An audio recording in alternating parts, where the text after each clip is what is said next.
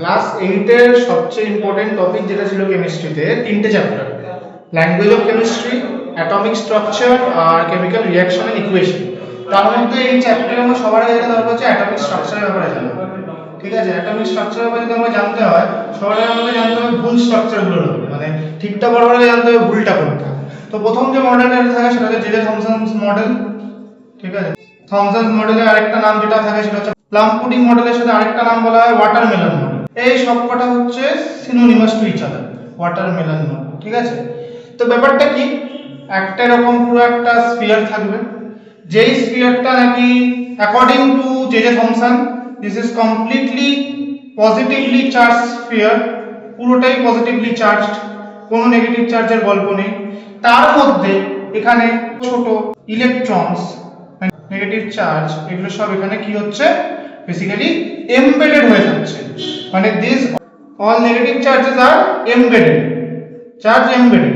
ঠিক আছে, এবার এতে প্রবলেমটা কি হচ্ছে, নেগেটিভ চার্জ এমবেডেড মানে আমি একটা জিনিস ভাবা উচিত আমাদের যে এই যে স্ট্রাকচারটা এটা উনি দিল পুরোটা একটা পজিটিভলি চার্জ স্ফিয়ারের মধ্যে নেগেটিভ চার্জ নাকি ভেতরে ঢুকে বসে রয়েছে, মানে যেরকম একটা কেক, মানে কেন প্লাম পুডিং কেন বলছে বেসিক্যালি প্লাম পুডিং মানে কেকের মধ্যে কিশমিশ যেরকম ভেতরে ঢুকে থাকে সেরকম নাকি আমাদের এখানে ইলেকট্রন মানে নেগেটিভলি চার্জ জিনিসটা পজিটিভলি চার্জ জিনিসের ভেতরে ঢুকে গেছে। এটা কখনোই একটা স্টেবল মডেল হতে পারে না। বা ওয়াটারমেলন মডেল কেন বলা হচ্ছে, ওয়াটারমেলনে কি হয়, লাল রঙের পুরো জিনিসটা হয় ভেতরটা, তার মধ্যে বীজ থাকে, সিডস থাকে। তো এখানে কনসিডার করা যাচ্ছে ইলেকট্রন গুলো হচ্ছে আমার সিডস, তো সিডস গুলো নাকি ওর ভেতরে এমবেডেড। তো এইভাবে একটা কোনো অ্যাটমিক স্ট্রাকচার স্টেবল থাকতে পারে না। স্টেবল থাকবে কি করে, একটা যদি জিনিস যদি নেগেটিভ পজিটিভ একদম ইন্টারকানেক্টেড থাকে তাহলে নিউট্রালাইজেশন হয়ে যাওয়া উচিত।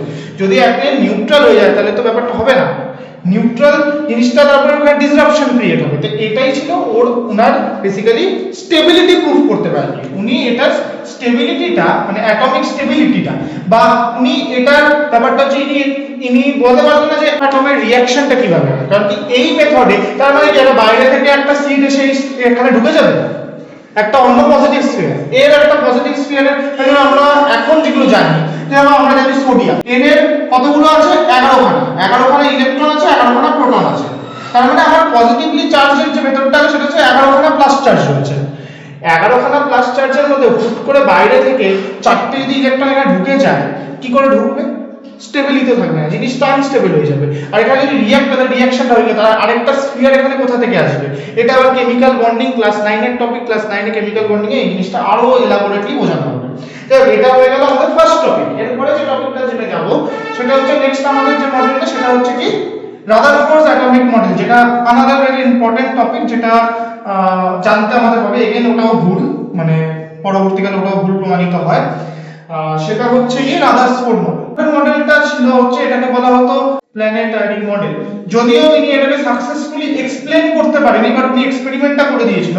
বেসিক্যালি একটা স্লিট থাকবে, এই যে একটা স্লিট থাকবে, স্লিট মানে পাতলা হোল, এখানে একটা আমাদের জিঙ্ক কোটের একটা স্ক্রিন থাকবে, জেডএন কোটেড স্ক্রিন, এটা একটা স্ক্রিন জেডএন কোটেড। ঠিক আছে, আর এখানে একটা গোল্ড ফয়েল আছে, এটা একটা থিন গোল্ড ফয়েল, এটা গোল্ড ছাড়া অন্য কিছু নেওয়া যেতে পারতো, বাট উনি গোল্ড ফয়েল নিয়েছে।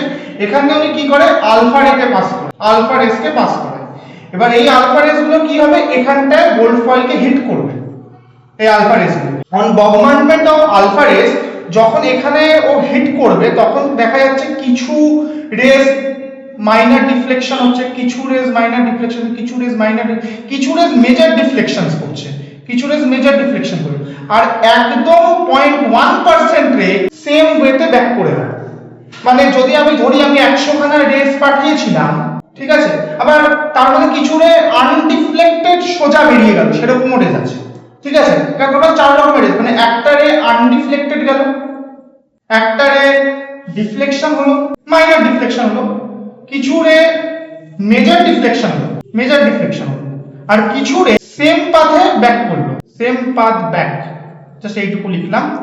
তো দেখা যাচ্ছে আনডিফ্লেক্টেড রে 100টার মধ্যে 85টা, লেটস সাপোজ ডিফ্লেকশন দেখা যাচ্ছে 85টার মধ্যে ধরো 10টা, মেজর ডিফ্লেকশন দেখা যাচ্ছে হচ্ছে 5টা, তাতে 100 হলো না, 5 না, ধরলাম 3টেও না, 2টো, আর একটা রে পাস করছে না সেম পাথে। এটা জাস্ট অ্যাজ অ্যান एग्जांपल, কোনো এরকম কোনো ডেটা নেই, কোনো এরকম থিওরিও নেই। তার মানে আমি এটা থেকে কি বুঝছি, এই যে আনডিফ্লেক্টেড রে কখন হচ্ছে, কখন একটা রে আনডিফ্লেক্টেড হয়, যখন আমার এই যে গোল্ড ফয়েলের মধ্যে এমটি স্পেস আছে। আমি কোনো জিনিস যদি কারোর সাথে ধাক্কা খায় নিশ্চয়ই সেটা পাথ চেঞ্জ করবে। তার মানে এই গোল্ড ফয়েলে 85% স্পেস ফাঁকা। তার মানে এখান থেকে একটা আমি কনক্লুশন কি পেলাম, ভয়েড স্পেসেস আছে, মানে আমার স্ট্রাকচারের মধ্যে কি আছে, প্রচুর ফাঁকা জায়গা আছে। সেকেন্ড যেটা আমি বুঝতে পারছি ডিফ্লেকশন দেখে, যে এখানে কিছু লাইট ওয়েট পার্টিকেল আছে, কিছু লাইট ওয়েট পার্টিকেল আছে। সেটা কি আছে সেটা আমি বলতে পারবো না, কিন্তু বললাম কিছু লাইট ওয়েট পার্টিকেল আছে। ডিফ্লেকশনটা হচ্ছে, এটা ডিফ্লেকশন হলো। এবার মেজর ডিফ্লেকশন আমি রিজন দিতে পারবো না, কেন দিতে পারবো না, এবার মেবি এটা হতে পারে কিছু হেভি ওয়েট পার্টিকেল আছে, হতে পারে কিছু হেভি ওয়েট পার্টিকেল আছে, বা এটা হতে পারে যে কোনো লাইট ওয়েট পার্টিকেলের একদম মধ্যিখানে সেন্টার থেকে কোনো, মানে একদম ধরে নাও যদি এটা লাইট ওয়েট পার্টিকেল হয়, এটা এখান দিয়ে যায় তখন একটা মাইনর ডিফ্লেকশন হচ্ছে, কিন্তু যদি কোনো রে একদম সেন্টারে তখন দেখা গেল একটা মেজর ডিফ্লেকশন হচ্ছে, এখান থেকে গেল একটা মেজর ডিফ্লেকশন হলো, এটা হতে পারে।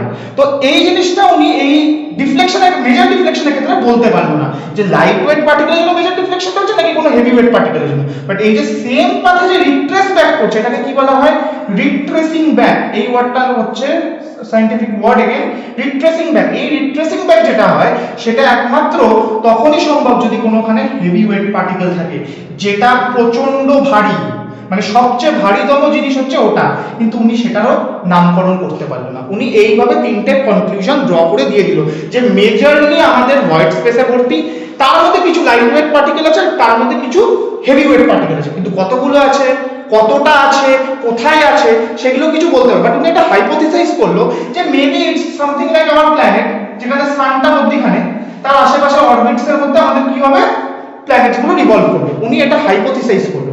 এই হাইপোথেসিসটাকে বেসিক্যালি কাজে লাগিয়ে নীল বোর ফাইনাল যেটা মডার্ন অ্যাটমিক স্ট্রাকচার সেটা দিল।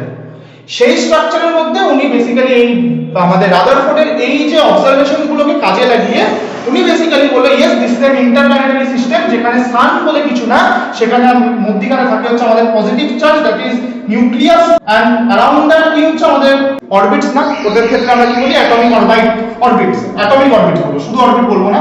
ওখানে কি হচ্ছে আমাদের কে থাকছে, আমাদের থাকছে হচ্ছে কি আমাদের ইলেকট্রন থাকছে।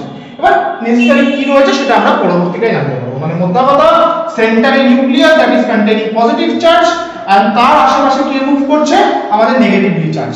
এবার তারপর এখানে আরো প্রশ্ন জানবো যে কতটা পজিটিভ চার্জ, কতটা নেগেটিভ চার্জ, অ্যাটমের কি চার্জ হতে পারে, অ্যাটমের কি চার্জ হতে পারে না, আর ফার্দার এটার উপর আরো ক্লাসিফাই করা। তারপর এখান থেকে চলে আসবে আমাদের বোর বিউটি স্কিম। এই বোর বিউটি স্কিমে জানতে পারবো যে আমাদের একটা অ্যাটমের মধ্যে কতগুলো, মানে এই যে একটা যে শেল, এগুলোকে আমরা অরবিট বা শেল বলি। এই শেলটার নাম হচ্ছে কে শেল, এল শেল, তারপরে এম শেল আছে, এন শেল আছে।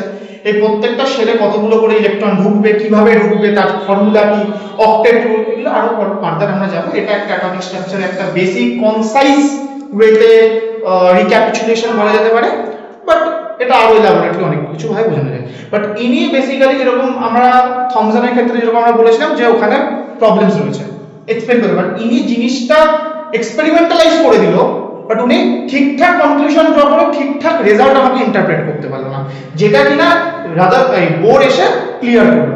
মজার আরো একটা কথা, থমসন, রাদারফোর্ড আর বোর তিনজনেই বেসিক্যালি ভুল। বোরের অ্যাটমিক মডেলটাও ভুল, যেটা 11-12 এর কোয়ান্টাম থিওরিতে গিয়ে ঠিক হবে বাই সমারফিল্ড।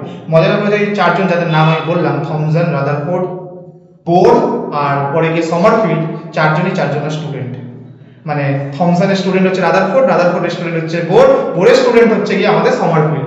মানে সবাই সবার টিচারের ভুলগুলোকে ঠিক করিয়েছে। তা আমি হয়তো কিছু ভুল বলেছি, তোরা ঠিক করাবি আমার, দ্যাটস ইট।